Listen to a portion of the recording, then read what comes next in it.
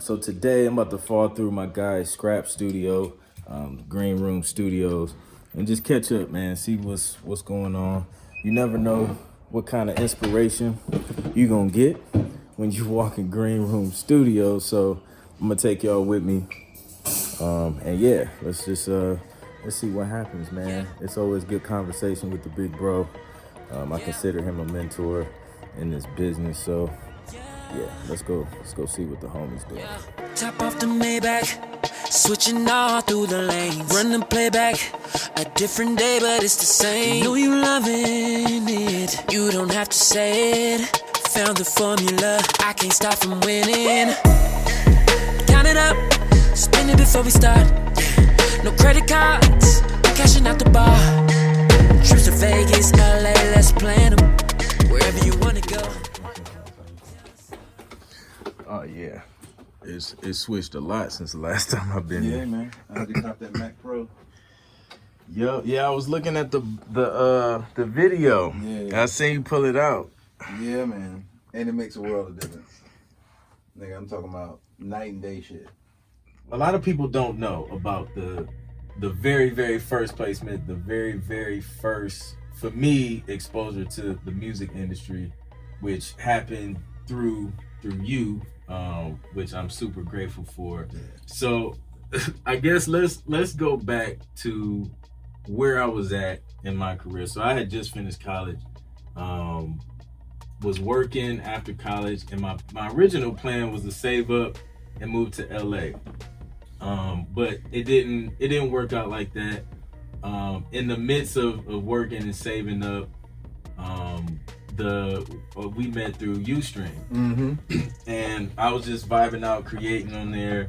You came on, you heard the track, you was just like, yo, this joint sounded like a Musiq Soulchild joint. And that was kind of the beginning of that. And most people, it was only a small handful of people that even knew that this Musiq Soulchild joint was even in progress and happening. I didn't tell people about it because we were, like you said, we waited for the ink to dry. So let me go back. Yeah. Cause that's you glazing over it. So at the time, Ustream was, especially for producers, Ustream was huge. Yeah. And I would get on there regularly. I would see you on there regularly, and a whole bunch of other people and whatnot. But whenever I would go to your page, you'd be vibing out, and I remember taking an interest in always coming to your page when you were on and just listening and whatnot, and maybe saying something here or there, or giving a comment here or there. And I felt like our relationship grew from there. Right. I remember the day though, like the day that I heard the track. Mm-hmm. I wasn't in this house. I wasn't in. We weren't here yet. We were at the other house, and I was in the studio, and I can't remember. Somebody was in there with me, and I was actually doing some other shit. Okay. And I came on the page, and you was playing it, and I was like, "Yo, send that to me." Yeah. That shit sound like a Musiq Soulchild track. Yeah. And about 15 minutes later, I got it. I had the joint in my inbox, and again, it's gonna come back to me who was sitting there with me, because they was like, yeah, that's your old dude. Like we was like super hyped. Yeah. They left. I want to say I wrote that shit in like 15 minutes. Yeah.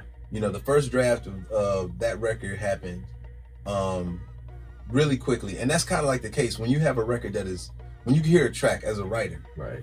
And that's what you allowed me to be that day. Normally I write, produce, either I'm doing 100% of the song myself, or I'm producing the beat, somebody else is co-writing it with me or something like that. But when it's just me and I can function solely as a writer, and I hear a track that's dope, it's getting written like immediately, and it's getting written in no time. Yeah. And that's kind of what happened. It was like, it just put me in the mindset of Musiq Soulchild all the way through. Yeah. And so the first draft, I think the hook was strong, the verses were at 80%, and there were lines I wanted to fix. You know what I'm saying?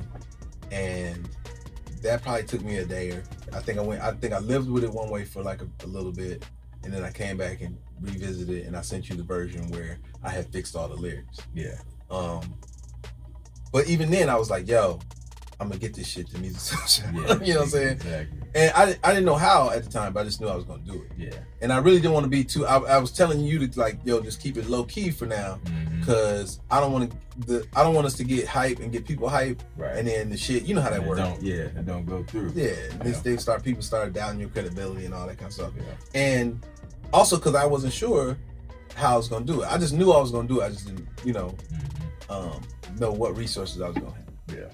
So the after it was finished and we both was like, it was solid, you know what I mean? I called Craig. Oh, I didn't call. No, I didn't call. No, I didn't call.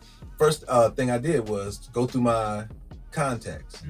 And it's crazy because the timing couldn't have been any better. I had a ton of contacts from being on tour with Usher. Okay. Like when I was on a tour with Usher, you name it, everybody came to his shows, executives as well as entertainers, and I'm with him. You know what I'm saying? So everybody wants to go talk to the headliner. Right. You know, everybody, you name it. I mean, from Diana Ross to Lionel Richie, from the head of at the time, the head of his label was Barry Weiss. Okay.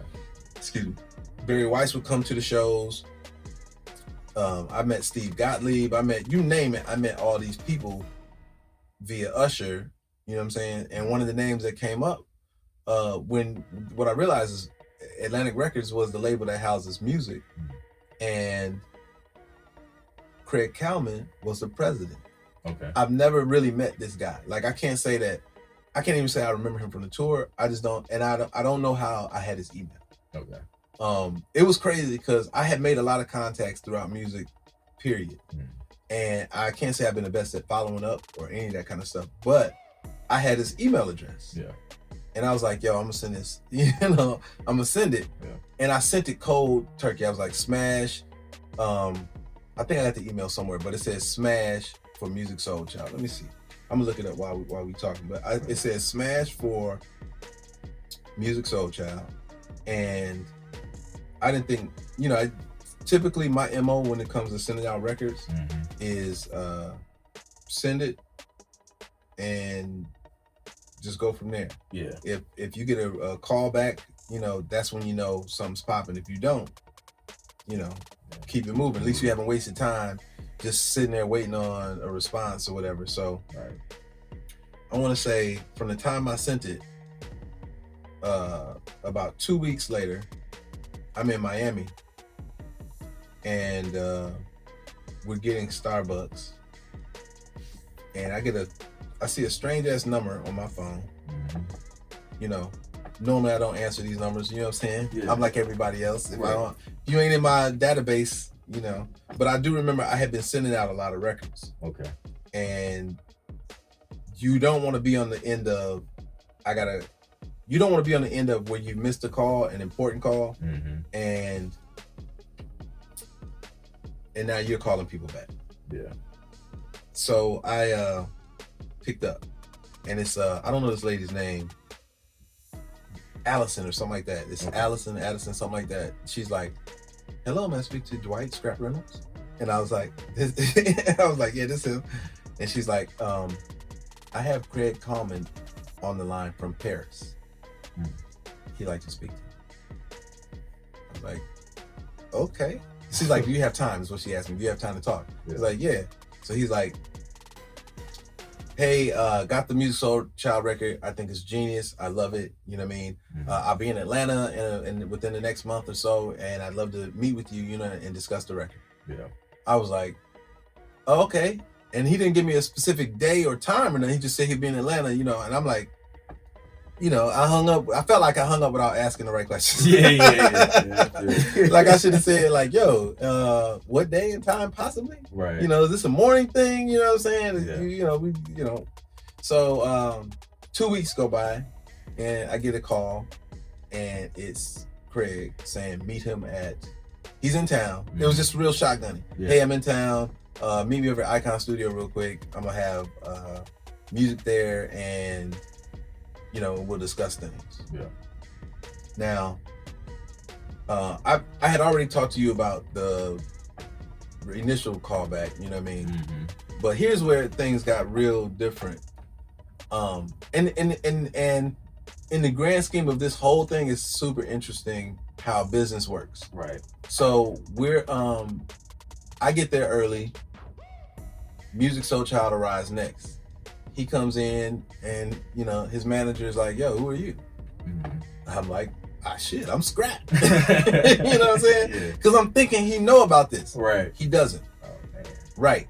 So the energy was real. He was tripped out. I was like, you know, Craig told me to, you know, Craig invited me. Yeah. Like they said, oh, Craig invited you. It was one of those. Oh, okay. And I was like, oh, shit.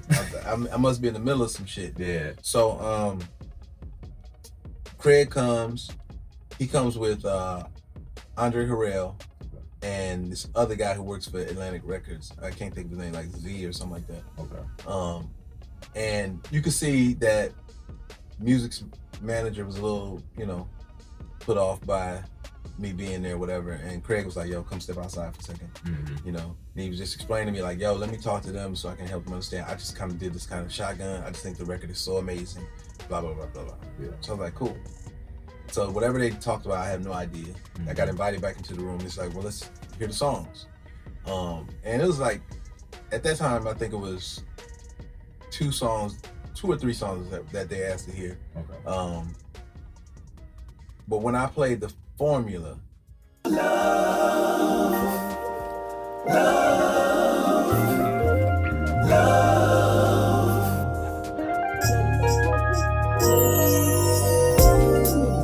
I know you wonder sometimes why I treat you like you're the greatest love in my life. You shouldn't be asking why me. Can't you see, girl, to me you are a blessing. Cause when I spend time with you and put you on a pedestal, so you know I adore you, so I don't ever wanna let you go. I hold you like there's no tomorrow. When I give you all my kisses till you've had enough. And when I walk with you and I talk to you, girl, you'll know what's up. And you'll know I know the formula. Now I'm just being obedient. they knew right away, like, yo, this shit is out of here. Yeah. You know what I mean? The excitement in the room was everything. And I was like, cool, you know what I'm saying? What's the next step? And that's when I hit you and he was like, yo, you know, in hindsight, the feud between, I think the placement didn't happen for several reasons, right? I think that the conflict between Musiq and his record label was greater than their desire for either one of them to have success. Yeah. With what we were doing at that time. Yeah. The approach was, I think the first, we were pawns. In hindsight, we were pawns in this chess game between him and his label. The first pawn play was when he was like, yo, I don't want to do it. I don't want to do the record. If I had to say it bluntly, he said, I don't want to do the record the way that Craig likes the record. That's what in hindsight, at the time, I didn't have enough foresight to see it. And I really should put my goddamn foot down and be like, yeah, we'll do it that another way too, but let's do it this way first. Yeah. You know what I'm saying? So in not doing that, he asked to do our song, which was in 3/4 timing, which is the traditional timing of the hit records for Musiq Soulchild. Yeah. Like if you go back to his library of songs, A lot of 3/4. yeah, like you had nailed it, hit it on the head. Yeah. So And they wanted it in 4/4. what?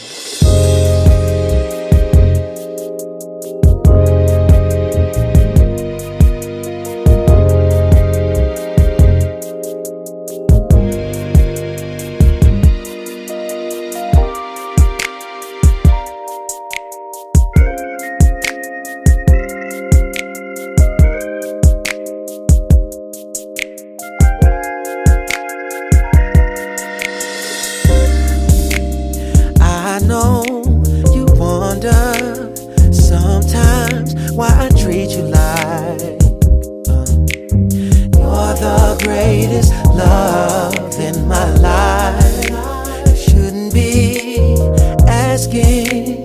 why me? Oh, can't you see that, girl, to me you're a blessing? 'Cause when I spend time with you, I put you on a pedestal. And so you know I adore you so, and I don't ever wanna let you go. That's why I hold you like there's no tomorrow. When I give you all my kisses until you've had enough. When I walk with you and I talk to you, girl, you'll know what's up. I know the formula. Now I'm just being obedient to my mama's ingredients. Well, not they. He wanted them for it. Yeah, He yeah. called the shot where he was being real, like, I don't, you know, I'm just feeling like I want to do something different, And I'm in my mind, I'm like, well, don't do different with us, nigga. You know what I'm saying? do different with some other stuff. And he kept kind of pushing it off, and I was like, well, if this is the only way he gonna record it, let's appease him and whatnot. And in appeasing him at the time, I think we challenged the relationship with the president of his label, who ultimately has the control. Now, via my last post about how I lost $100,000, virtually like $750,000, I talked about the relationship between the artist and the label. Yeah. And this is becoming a theme, you know what I mean, of things to be conscious of. Yeah. And the music thing happened after the other situation happened. And needless to say, I was kind of aware that there was something going on, but I wasn't aware that it would be detrimental to our record. You know what I mean? I wasn't like, yo, these niggas is really going, you know, they doing some crazy stuff. Yeah. So once we turned in the records, I think that it became really evident that they weren't going to play nice. Yeah. Man, I got an education in business, in the music business, through an email back and forth conversation with Craig. And that was basically, you know, I think he lost confidence in our ability to deliver. And so in doing that, he implemented a couple other ideas that weren't really conducive to the life of a producer, especially having a track record, you know, especially having placements. Man, there was a question about publishing, about letting someone else produce the record. And in my mind, I'm like, well, does that mean that the person that you're going to have produce the record is going to... Now, I knew who he said. Like, he mentioned a specific person to reproduce the record. Yeah. In my mind, I'm like, does he have a better relationship with music and he's going to get to perform the record the correct way or whatnot? And it turned out they had a vested interest in that producer on the financial side, as well as the, you know, mainly on the financial side. They managed this producer and whatnot. And I was like, all right, yeah, I get it. I said, but I had learned from another experience, which I will share about my TLC experience, where I got into a situation where someone asked, Lisa Left Eye asked me, would I let a bigger producer who everybody knew, would we let him produce the record? So that was what he was proposing. He was like, this was a bigger producer. Granted, he's worked with Mary J. Blige. This nigga's done stuff with the Fugees. You know what I'm saying? Like, this nigga's a name. You know what I'm saying? Like, this nigga earned. Yeah. And got plaques and Grammys. So I understood my position. I was like, cool, we might, we might consider that. What is the offer? Yeah. Are we, it's still got to be a 50-50 split on our end, on the publishing, and it's still got to be, we still got to eat off the publishing. We still want an advance, and we still want our points. Right. You know what I mean? And the response was not favorable. Like, yo, like that education and learning, how things work in that perspective was a hard lesson, because the offer on the return was the least favorable offer I've ever received since I've been in the music industry. Wow. Wow. They, you know, it was as if we were new producers, and they were giving us an opportunity to be flies on the wall while it happened. Wow. No one would know we did it. Our bank accounts wouldn't reflect that we did it. Yeah. Nor would our publishing interests reflect that we did it. Oh, that's mad. That's not a win. No, you know what I'm saying? Yeah. And that, I mean, and you know, we discussed all that, and I think that we made the best decision we could have made for ourselves. Right. In that position was, we can't honor that. Yeah. You know, but that's how it works. I've dealt with other presidents of label who work differently. I just know that at some labels, and even more so, when the artist and the label head are not getting along, man, you want to wait till the smoke clears. Yeah. Yeah, man. Yeah. But the silver lining to all that, to me, is that, you know, the relationship we got to build from it. Right. You moving to Atlanta, you know what I'm saying? I think that was super dope. You hit the ground running. Yeah. And I love the information and the process that you've the growth and the transformation that you've had. Yeah. I think that your 10 roles to 10 placements is an awesome entry thing for people who want to get into sync licensing. Right. I think it's a dope beginner's platform for them to dive in and just kind of soak up that information. But I'm really more excited about your tour. Yes, sir. Yeah, man. Yeah, I'm excited. Yeah, so I guess with the whole, I moved down to Atlanta because I seen, just from that music experience, I seen, because in my head, I'm like, man, if I was in the city, I would have been in the situation and being able to witness everything. So I was like, okay, I got to go somewhere where I could be a part of what's going on in the music industry. So moving down here has been a great journey. And during that process, you know, kind of fell into producing music for TV and film. And the deeper I got into that, the more I learned there's just a lot of producers who don't really know about this lane, or they may know of it and know about the music that's in TV and film, but don't know how to get it there. That's the struggle. Yeah. So I figured, you know, why not teach as many people as possible around the country like how to do it, and that's what the tour is about. Just showing people, you know, the steps to take, the structure they need, you know, with the music to see success in that. That's gonna be dope. Yeah, man, it's gonna be crazy. Like touching the people and affecting the people. That's gonna be dope. Yeah, absolutely. Wait, so what? Like, how do people get to know about it? Like, what do we got to do to come to? Yeah. So you can go to the website clintproductions.com/tour. That's where you can get tickets. You'll get information on everything you're getting at the tour. And if you want to know, you know, if they want to know like what city, or if they want to make sure their city gets on the tour, just text tour to the number, and that number will be on the website as well, clintproductions.com/tour. And then I'll text back, ask you for your name, your city, and then I'll keep track. And, you know, wherever the demand is, that's where I'll be. That's what's up. Yeah. That's dope, man. Yep.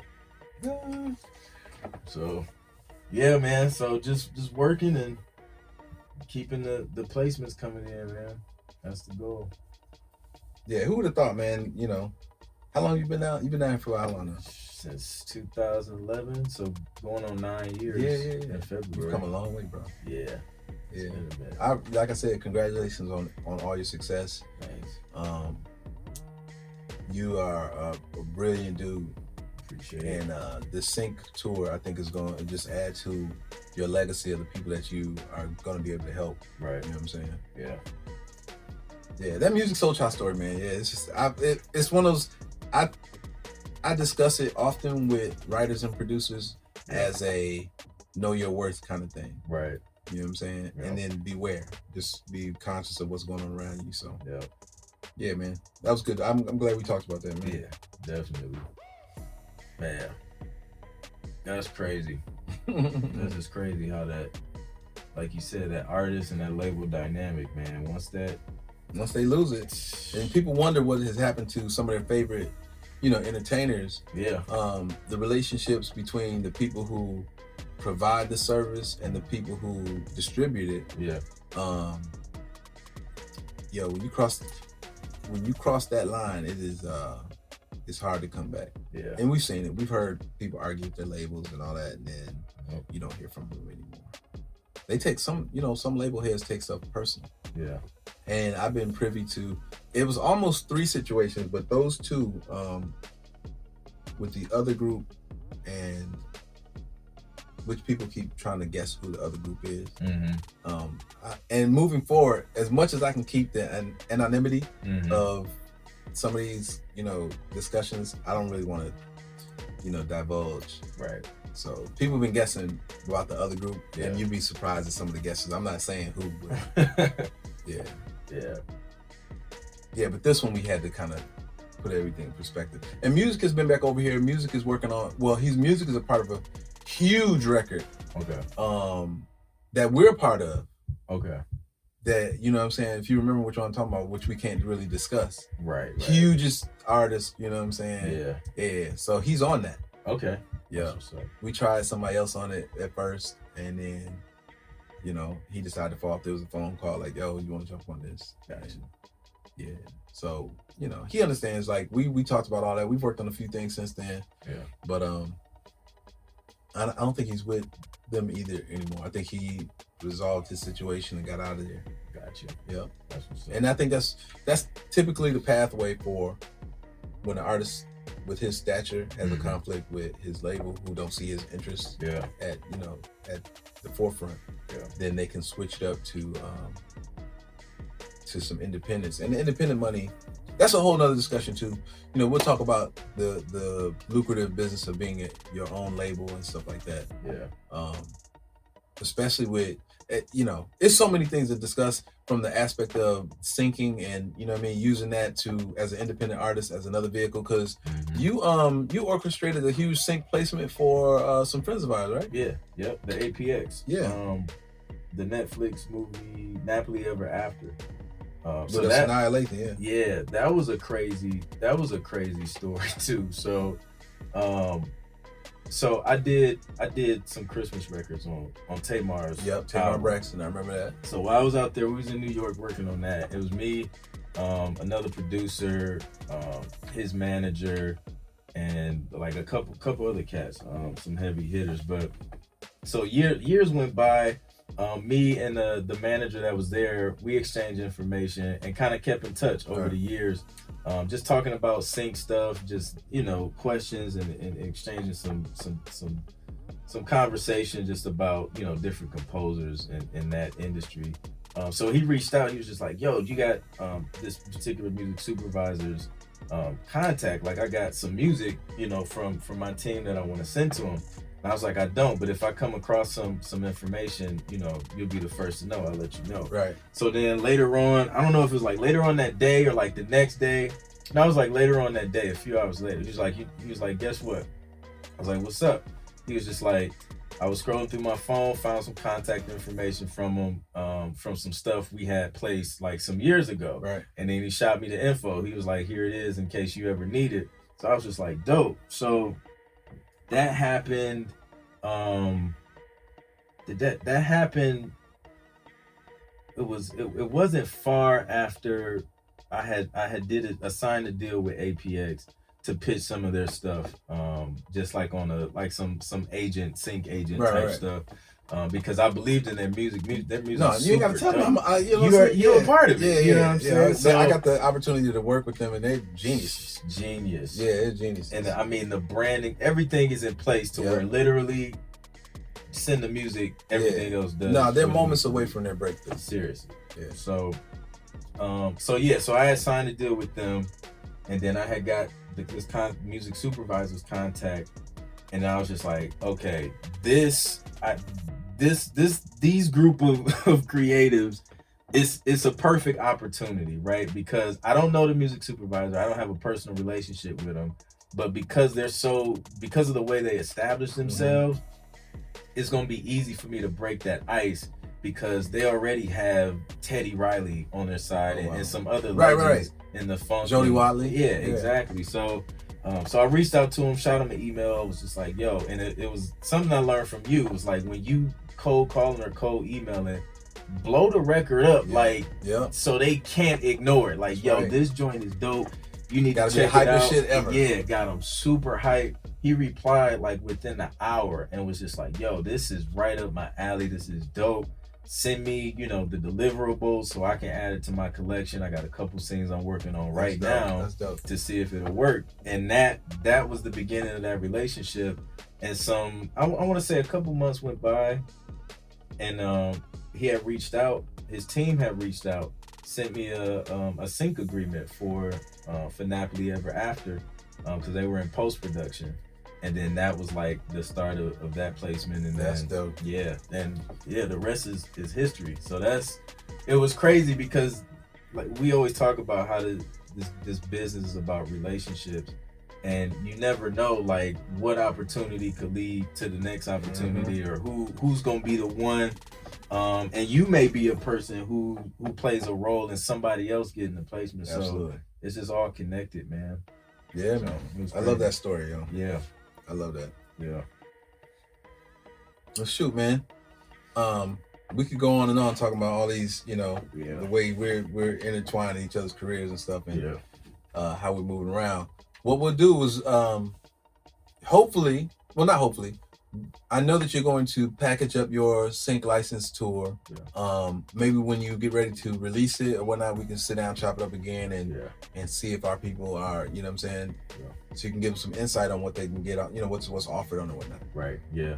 I know you got to run, you know what I'm saying? I got to run, I got this door to fix. right. But yeah, this is not goodbye. This is to be continued, man. For everybody's watching and listening. Yeah. Yo, go to Clint's page and you can follow, like, and subscribe to his page. I have the link right here. I'm gonna do this like I see people doing their YouTube videos and be like, it's gonna be right here. Right. And put it right there. But yeah, follow him on Instagram. It's at Clint Productions. Yep. Or at ClintMusic. At ClintMusic. So that's CLIN. I'm gonna put it in the description. I don't even know why I started spelling that. You know what I'm saying?